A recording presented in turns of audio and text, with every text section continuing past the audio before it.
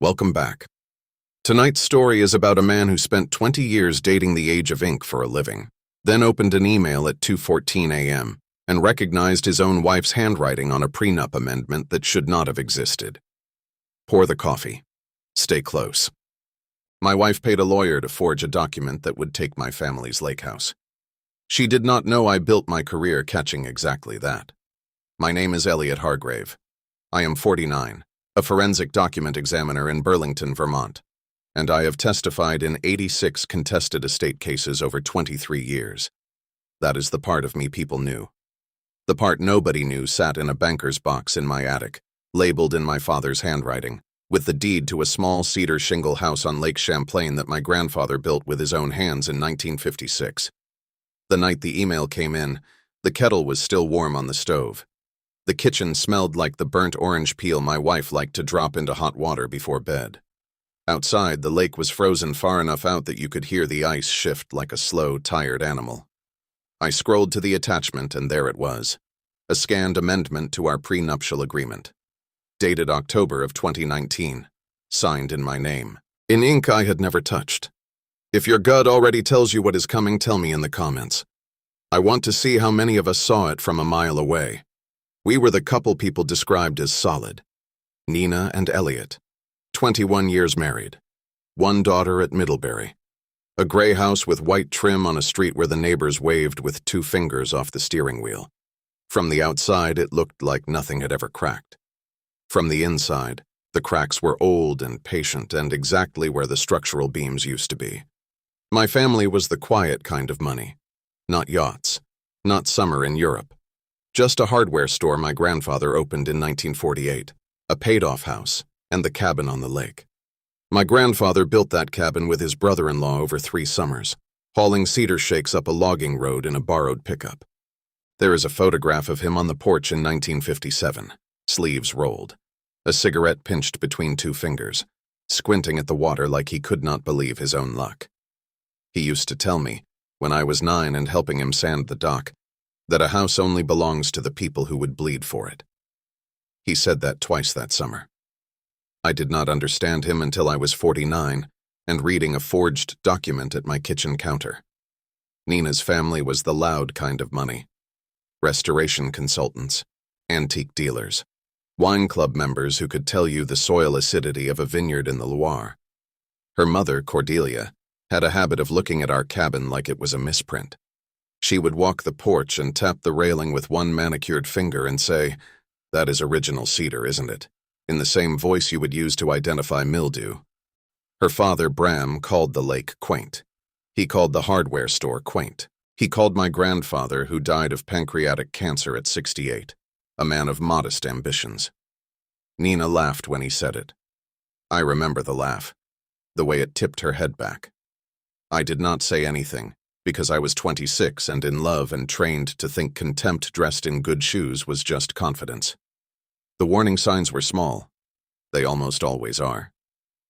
The first time we hosted Nina's parents at the cabin, Cordelia opened the linen closet, frowned at the quilts my grandmother had stitched, and asked if we ever thought about, quote, refreshing the inventory. The second time was the Christmas my father died. Nina had been on the phone with her sister most of the morning. When I came downstairs from the call with the hospice nurse, eyes red, she handed me a glass of wine and said, "Well, at least now the cabin question is simpler." The cabin question. That is what she called it. As if my father's death had resolved a piece of paperwork. I told myself she was tired. I told myself grief makes people clumsy with language. I drank the wine. It went quiet for a long time after that. Years quiet. The kind of quiet that feels like peace until you look back and realize it was just inventory being taken. Then last spring, Nina got suspiciously cheerful. She started cooking again. She booked a weekend at an inn in Stowe. She suggested couples therapy, which I was grateful for, until the therapist mentioned that Nina had been her client privately for 14 months. She suggested we update our wills. She suggested we, quote, modernize the prenup. She said it the way you suggest reorganizing a pantry. I am embarrassed now at how long I wanted to believe her. A man who has spent his career proving forgery wants more than anything to believe the people in his own kitchen. She handed me a folder one Sunday morning over French press coffee. Estate hygiene, she called it. Just signatures, she said. Routine. I told her I wanted to read it that evening. She smiled and said, "Of course, take your time." The smile did not reach her eyes. I noticed and I did nothing. 3 days later, I walked into my office and there it was on my secretary's desk, addressed to me from a law firm in Boston I had never retained. A motion. A property division filing. A scanned amendment to our 2018 prenuptial agreement, dated October 4, 2019, transferring sole ownership of the lake property to Nina Hargrave in the event of dissolution. Signed Elliot W. Hargrave in a hand that almost looked like mine. Almost.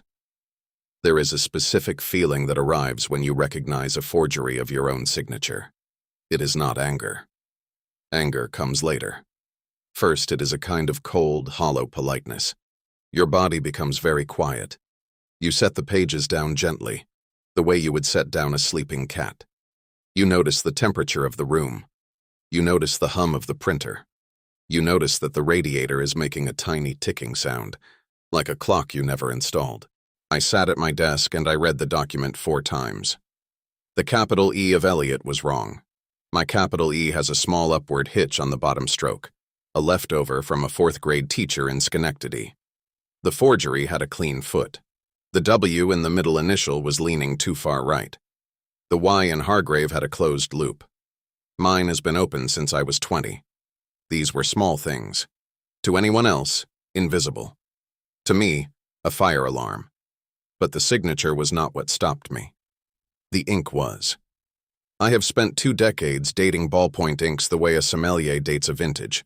I know which dye package Bic introduced in 2014. I know which pilot formula changed in 2017. And I know because I co-authored a paper on it in 2024. That one major American manufacturer introduced a new fluorescent taggant into their black gel ink in early 2023. A chemical marker. Invisible to the eye. Visible under the right wavelength, like a confession. The signature on the 2019 amendment shimmered under my lamp like a Christmas tree. I sat with that for a long time. Then I got up, locked my office door, and walked to the file room, where I kept a small flatbed mass spectrometer that the lab had bought used in 2021. I cut a fiber the width of an eyelash from the signature stroke. I ran it. I ran it twice. Then I ran the date line. Then I ran the witness initials, which belonged to Nina's lawyer, a man named Garrett Cole, who I had once eaten lobster with at a charity dinner. Every line of that document was written in ink that did not exist until 2023. For a minute, I just sat there with the chromatograph in my hand. I thought about my grandfather sanding the dock. I thought about Nina laughing at her father's joke about modest ambitions. I thought about the smell of burnt orange peel. And I thought, very calmly, "You are not going to take my grandfather's house." That night I went home and I did not say a word. I kissed Nina on the forehead. I asked about her day. She told me about a client in Shelburne who could not decide between 2 shades of cream. I listened. I poured her wine. I noticed she did not ask about mine. If you have ever had a partner turn intimacy into reconnaissance, drop a 1 in the comments. I want to know I am not the only one who lived through that quiet kind of cold. For 7 weeks I worked 2 cases. The public case, the one where I appeared at mediation and looked tired and signed the requested financial disclosures, was a performance. The private case lived in a locked drawer in my office, a folder labeled with the case number my firm assigned to anonymous intake. Inside it, chromatography reports, infrared scans, exemplar signatures from 22 years of my own handwriting, a notarized affidavit from the ink manufacturer's chief chemist, who happened to owe me a favor from a 2016 case in Albany, and a sworn statement from a paralegal at Cole's firm who had been asked to backdate a document the previous spring and had quietly kept a copy of the request. 3 months before the divorce was filed, Garrett Cole had emailed his junior associate from a personal account asking, and I am quoting from the discovery I obtained through a subpoena, "Can we draft an amendment effective Oct. 2019? Client will handle the signature." The paralegal had screenshotted that email the day she received it, because she was not stupid, and because she had a daughter in college and she knew what a sinking ship smelled like. I also went to see my mother. She is 76, lives in a small condo in Essex, and still calls the cabin our cabin. I sat at her kitchen table and I told her gently that there was a problem, and that I was handling it. She did not cry. She looked at me the way my grandfather used to look at the water, like she could not quite believe her luck, and she said, "Your grandfather would have liked the way you go about things." Then she made me eat a piece of lemon cake and sent me home. The morning of the property division hearing, I wore the gray suit my daughter had picked out for me 2 birthdays ago. I drove to the Chittenden County Family Court on Cherry Street. Nina arrived in a navy dress with pearl earrings her mother had given her at our engagement party. She did not look at me. Her lawyer did. Garrett Cole had a polite, professional smile that I had once mistaken for friendship. He nodded at me across the aisle the way men nod when they think they have already won. I had filed the chromatography report at 7:02 that morning. The clerk had time-stamped it. The judge had not yet seen it. Nina had not yet seen it. Cole had not yet seen it. The hearing opened with the usual recitations. Then Cole stood and presented the 2019 amendment as Exhibit C, walking the court through the language with the smooth, slightly bored confidence of a man who has done this 100 times. He described the lake property as marital. He described the amendment as a, quote, clarifying instrument. He used the word housekeeping. He used the word routine. He used the word, and I will not forget this, generosity, as in my client has been generous in her interpretation of this clause. When he sat down, the judge turned to my attorney, a woman named Renata Vasquez, who had been waiting for this moment for 41 days. She rose. She said, "Your Honor, we have a filing from this morning we would like the court to consider before the exhibit is admitted." She handed the clerk 3 bound copies of the report. I watched Garrett Cole's face as the judge began reading. I watched his eyes find the line about the 2023 tagant. I watched him glance at Nina. I watched Nina, who had spent 21 years reading my face for tells, finally turn and look at me. She knew before the judge said a word.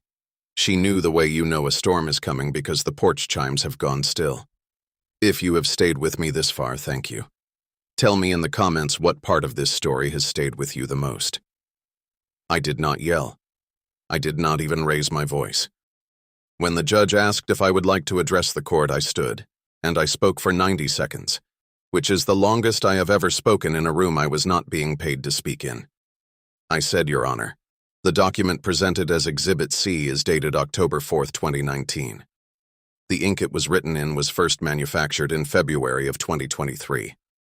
The signature on it is not mine. The chemical evidence is in the report you are holding. I will not contest the rest of the financial division. I am asking the court to do one thing for me.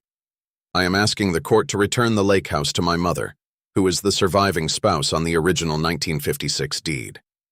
Then I turned, not to Nina, not to Cole, but to the empty space between them, and I said, "My grandfather told me a house only belongs to the people who would bleed for it. I have spent my life learning to read what other people sign. You should have remembered that before you signed my name." Nina's mouth opened. Nothing came out. Cordelia, who had flown up from Connecticut to watch the property division, dropped her purse. Cole began to speak and the judge held up one finger and he stopped. I picked up my coat.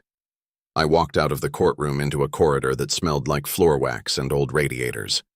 I did not look back. The disciplinary referral for Cole went out the following Tuesday. He surrendered his license in August. Nina did not contest the corrected division.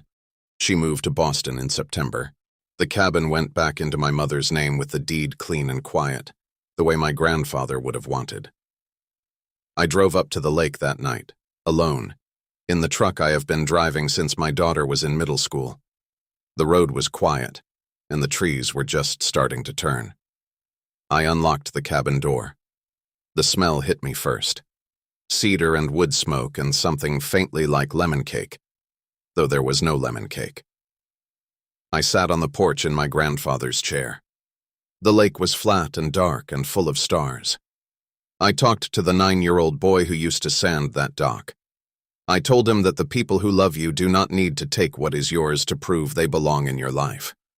I told him that the quietest men in the room are sometimes the ones who have been keeping the most careful records. I told him that being underestimated by people who think they are clever is not an insult. It is a kind of inheritance. I told him his grandfather was right. The house belonged to the ones who would bleed for it. And I was still here. I sat there a long time. The ice was still a few months off, but you could already feel it coming in the way the wind moved across the water. I locked the door behind me when I left. I drove home slow.